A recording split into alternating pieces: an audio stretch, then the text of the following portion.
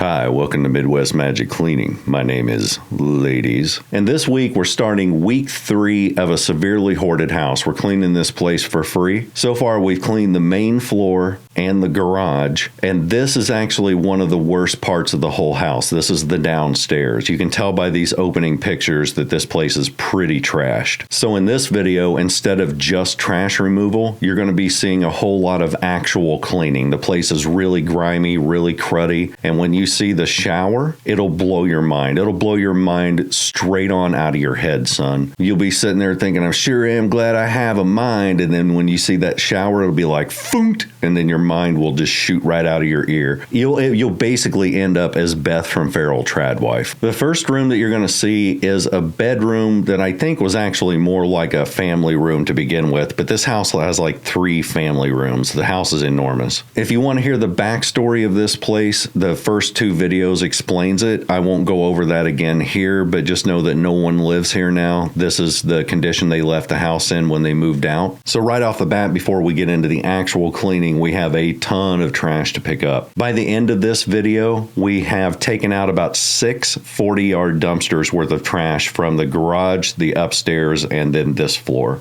And we still have 2 more rooms to do in here after this week. By the time we're done, we will go through 10 total 40-yard dumpsters. Because nobody lives here and because there's nothing of real value in this place, we're throwing everything away except for the bedroom suit. Sweet ass bedroom suit. There's a bed frame, 2 dressers, an armoire, and 2 nightstands that all match, and they're very, very good quality, so we're gonna polish those up and make them look like new, because as of right now, they look totally destroyed. Even Jason thought, I didn't think those things were going to be able to be saved until you got them cleaned up. So we'll get to that here in a bit. Right now it's just trash, and more trash. So far, we have found somewhere around 2,000 romance novels. We're up to somewhere around 500 pairs of shoes, and there's way more of each of those things in 2 different rooms that we still have to do next week. There's more women's clothing in here than just about any other place that we've ever cleaned. It's just a massive amount, so much that you can't even get to some of the clothing because there's clothes piled up on the floor and blocking access to the better clothes that are hanging in the closet. We also found 5 or 6 phones, which is something we actually find a lot in hoarded houses. And I think there's one of 2 things going on there. Either 1, they upgrade their phone and then they just toss the other one in the pile, or 2, they've lost their phone and then it ran out of battery charge, so you can't just call it to find out where it's at, so it just stays lost in the hoard forever and they just have to get a new phone to replace it. We also always find 5, 6, 7 iPads that are just buried in the refuse. I mentioned in last week's video and the week before that this place had no bugs and no mice, which was really, really rare for a place that's this hoarded. Well, this is the area of the house where we found the mice. We found 1 live one and several dead mouse bodies, as opposed to live mouse bodies. Most of the drawers and most of the furniture were just saturated in mouse poop, so we will be wearing masks through most of this cleanup, especially once I get into the bathroom. And you know a place is bad whenever I'm doing the video wearing gloves through every shot. Typically, I don't wear them unless I absolutely have to, mainly because I'm autistic and gloves feel extremely weird on my hands. And I know that's dumb because that's a kind of a detriment to my health by not wearing them. But, you know, it's my decision. I'm 51, man. I can risk my own health if I want. But on this one, I was like, nope, we're putting on the gloves. This is gross.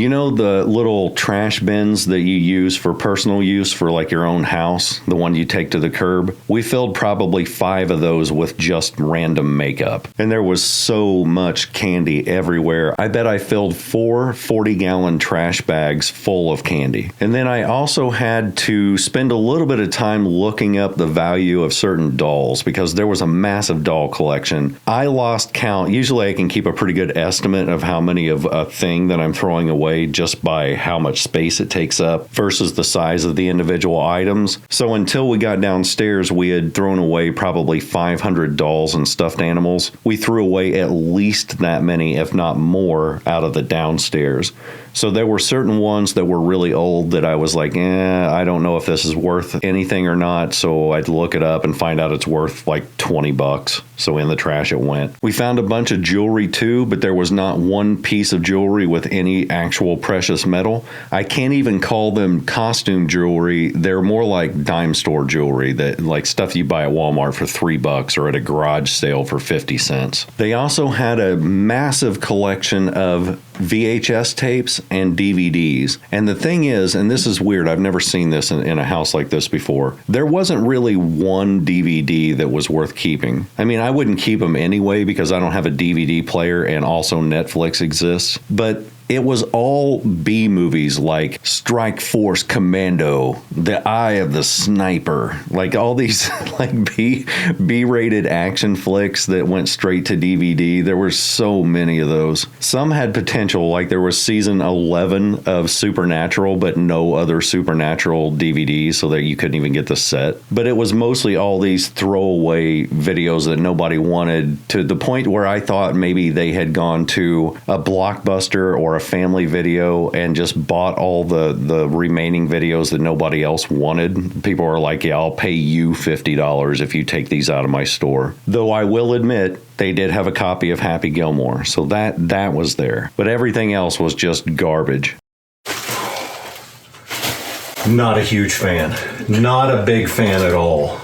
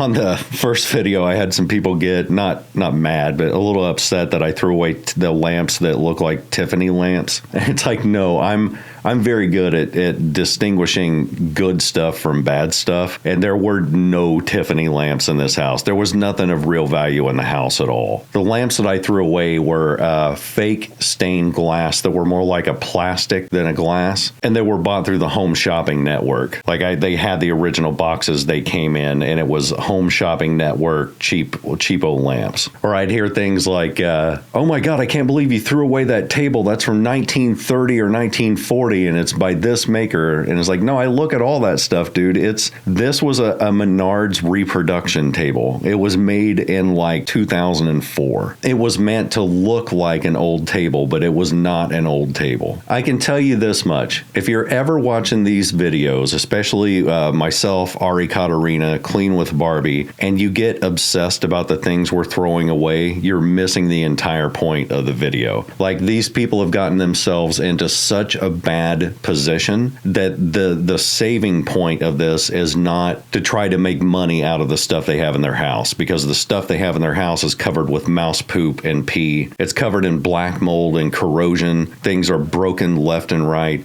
This is not a place that we can clean where we can take certain items and pick and choose which ones stay and which ones go, and meticulously sort out things and then set up the sale and then find paying customers and set up the pickup and drop off and all that.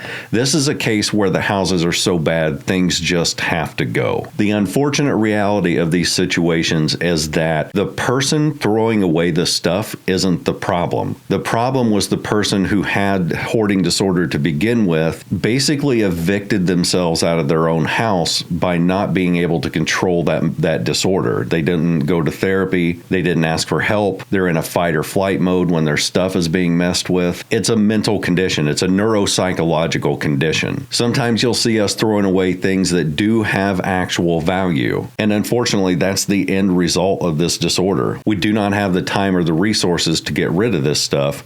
And in this case, we're way out in the country, so it makes it even doubly hard. Ask people who live in rural areas how easy it is to get rid of stuff and to donate things and to sell things, or to even put things on the curb and have people take them. Because like out this far in the country, there's no curb. It's a house and then several miles of cornfields, then another house. Anyway, I explained that in way more detail in the first video in this series. But the point is, if you're looking through the things we're throwing away and getting upset because we're throwing certain items away, you might also have a problem. Because the point of these videos is to dig people out of this massive pit that they've buried themselves in. It's to open up the space and not give roaches and spiders and mice and rats and snakes free housing, free food, free water, plenty of place to breed. Once you clean up a place like this, you notice that infestations go away because there's no longer those easy food supplies and easy shelter for them to reproduce. Anyway, not to be snarky, but on behalf of all people who do these cleaning channels, we invite you to do the same exact thing that we're doing right now, and then explain to us how you got rid of the stuff and also how much time it took you to do that. Also, that was totally meant to be snarky, so suck it. Okay, so when I started cleaning this furniture, there's going to be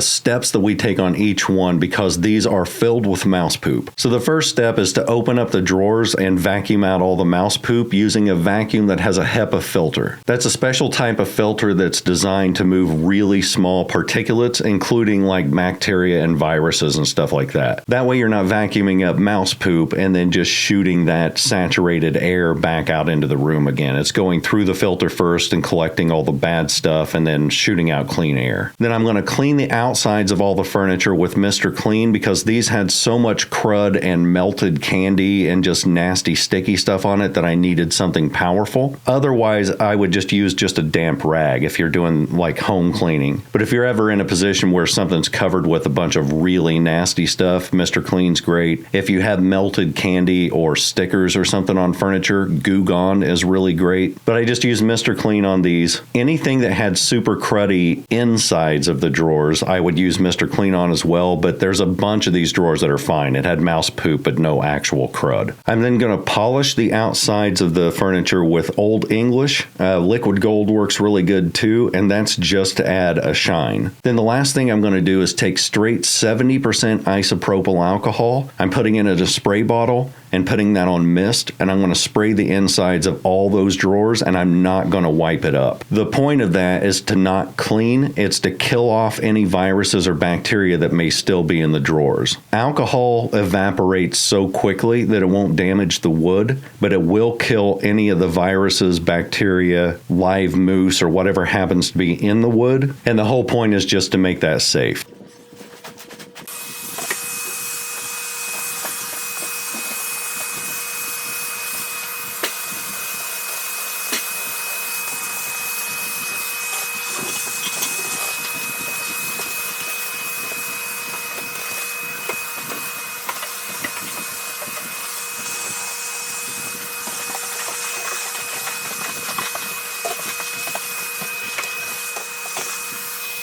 Now, the majority of this house is in really good shape, but the ceilings down here, and especially the flooring, is going to have to be replaced. So the downstairs has got a bunch of drop ceiling tiles that have fallen off or they've had damage over time. The floors, it's obvious. I mean, look at them. They're completely ruined. The carpet's going to need to be pulled up, and they can either recarpet it or put down LVP or whatever, but that has to go. There's no cleaning that. I mean, I know a couple of YouTube channels that could.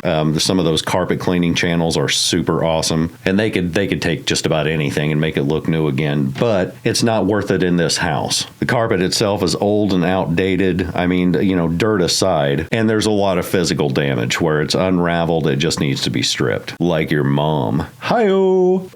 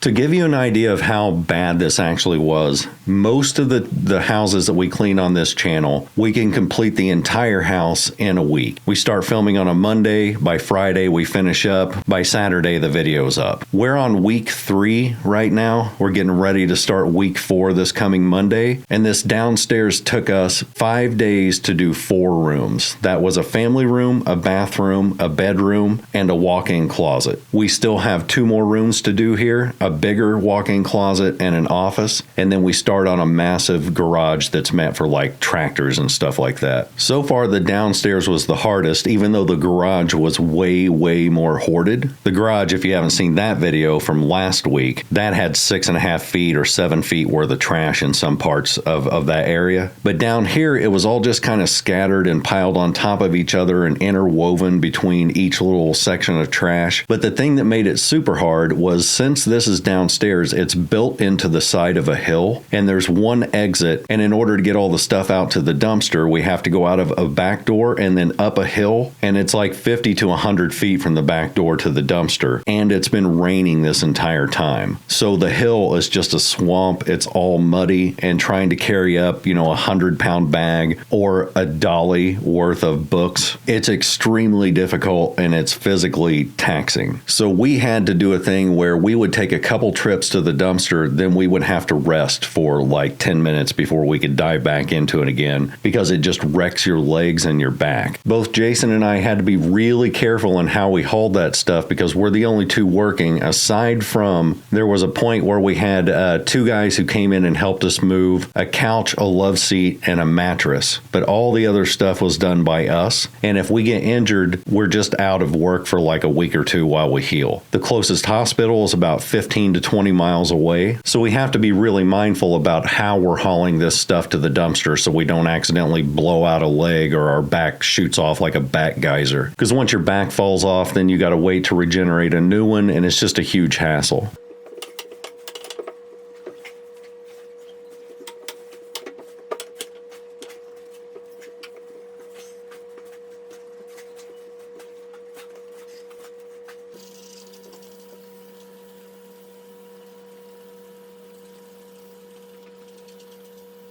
So let me answer the most commonly asked question in the channel's history, because this is asked every week, every time we do one of these types of cleanups. And that is, how do you know what to throw away and how do you know what to keep? The short answer is just common sense. The longer answer is it's going to depend on what we're doing. If we're doing a house like this where everything can go, then I'm only going to keep things that have really big value. And we only know that from experience. So when we start running across old collectibles, that I will go into this further here in a second, but if they don't say collectible on them, they're probably more valuable. But when we find really old things, especially if they're still in the box, we'll look up the price. We'll get a general idea of what the market value is on there. So we're not going to do that with every item. If we happen to go into a room that's full of collectibles, we're not going to look up every single thing that's in there to make sure we're not throwing away something valuable. If a person is in a position where they're needing things to be chucked and they've given us permission to chuck them, then no, we're not going to be evaluators. We're not going to be appraisers. However, there are certain things we keep our eyes open for. Any old technology, old sewing machines, old video games, antiques, old dolls, games, comic books. There are just certain things that you know from experience and from watching a whole bunch of TV shows like Antiques Roadshow and Pawn Stars or whatever pawn show you used to watch, because there were like 6 of them. You just know after a while that there are certain things that are going to be valuable and certain things that are not. If the item is broken beyond repair, it goes. I don't care how valuable it is. If it's just completely destroyed, it's going to go. If it's toxic, it's going to go. There are a lot of things that will have sentimental value, and you can know that just by existing with other people who keep sentimental stuff. So quilts that are obviously made from hand-me-downs through the family, old photos, kids' drawings, and stuff like that. If they've got sentimental value, we're going to keep those just to be on the safe side. Back to the collectibles thing. In our experience, if we find something old and it has the phrase collector's edition on it, in more cases than not, it is not valuable. Collector's edition is a phrase that ended up being made up for companies to sell items to people with the insinuation that one day it would be worth a lot of money. So the problem is a lot of people bought those, and now everybody has one. Everybody in the collecting world has this collector's edition thing. The thing that adds value to something that's old is scarcity. So if you have a really old toy, and most of the people over the years and decades have thrown those old toys away,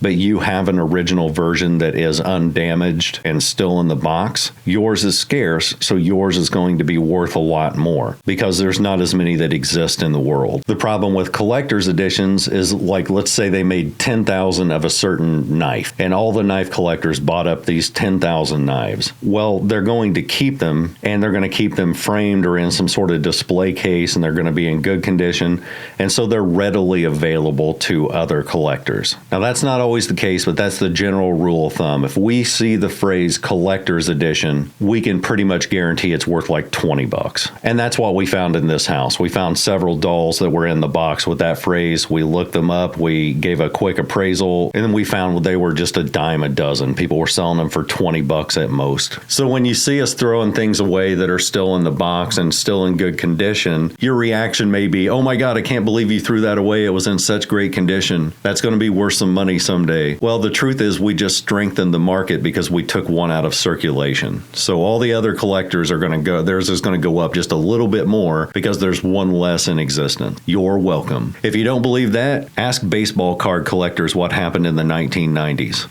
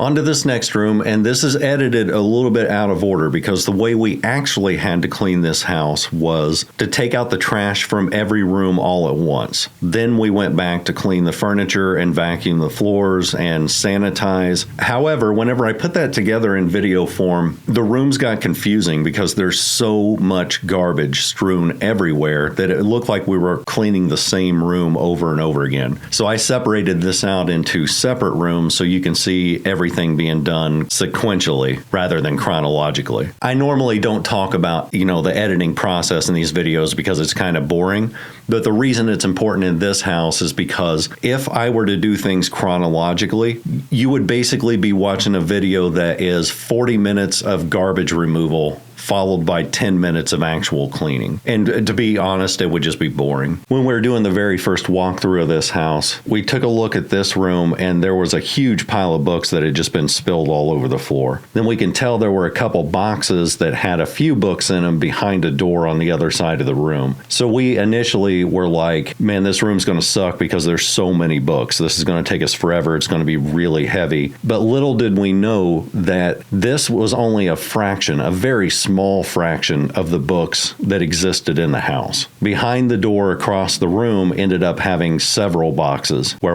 there were so many we had to just pile them in an empty trash bin and use that trash bin like a dolly to get them from the downstairs to the dumpster. And it took several trips, but it was just a small amount compared to the rest of the house.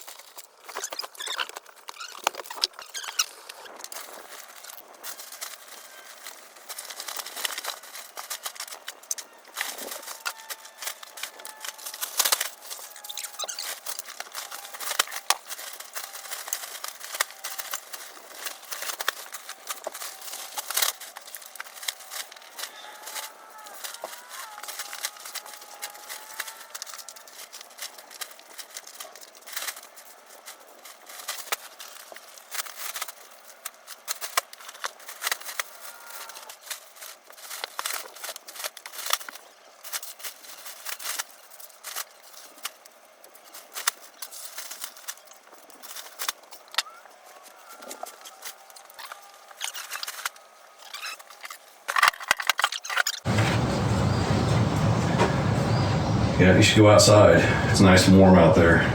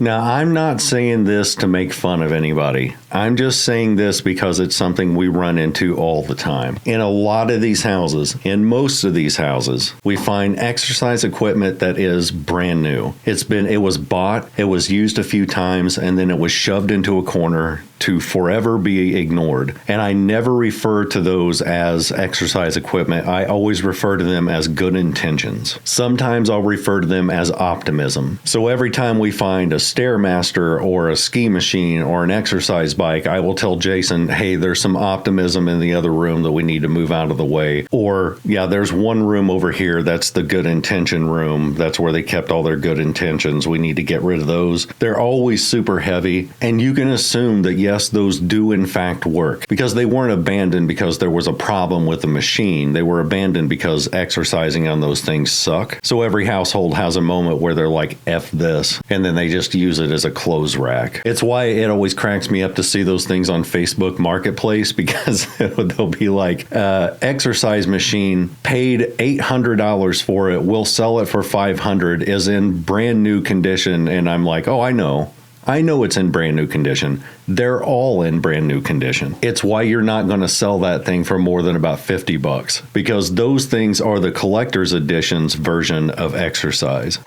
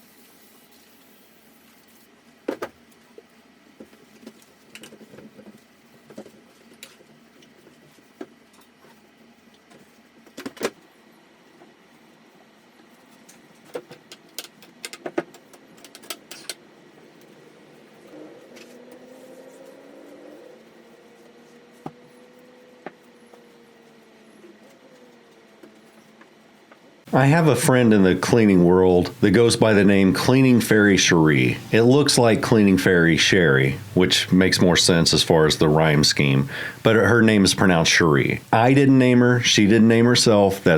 Don't make fun of her. She's fine. She's fine. But she absolutely hates it whenever people use toilet cleaner to clean things that aren't toilets. So when people use it to clean showers or sinks or whatever. And in the grand scheme of things for regular everyday home cleaning, she is correct. It's not a good idea to use it for just regular everyday cleaning. However, she's never really done, as far as I know, a house that's in this bad of a condition, that is in hoarder condition. In these instances, I use toilet cleaner to get rid of hard water stains. And specifically, I use an acid-based toilet cleaner.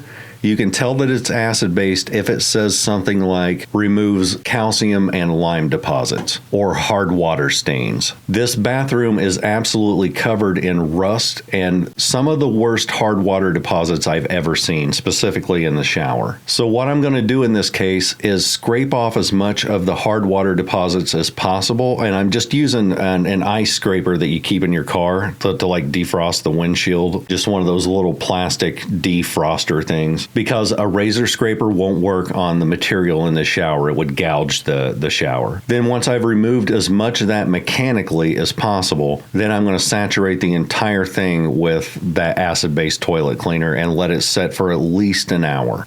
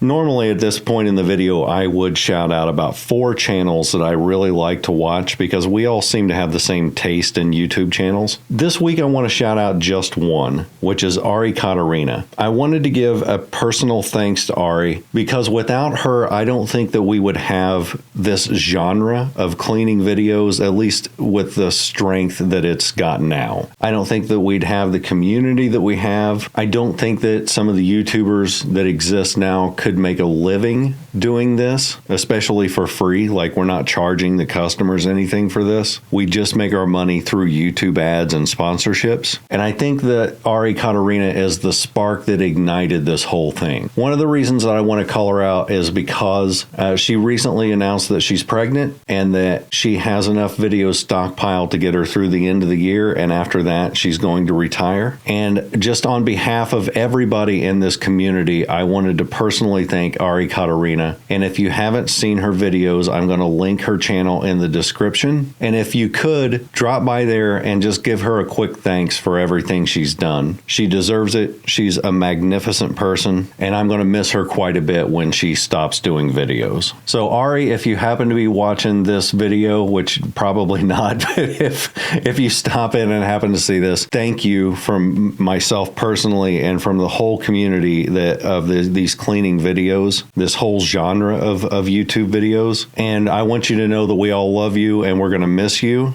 And we're going to enjoy you while we still have you. And also, congratulations on the baby. You're going to be an awesome mom, and you're going to raise a cleaning machine that is going to be like the next generation of badasses, of cleaning badasses. That being said, if you haven't subscribed to this channel, we are on our way to 1 million subscribers. We're about 75% of the way there. For those of you who aren't YouTube savvy, the subscribe button is the free one. It's the easiest thing you can do to support the channel. It costs nothing.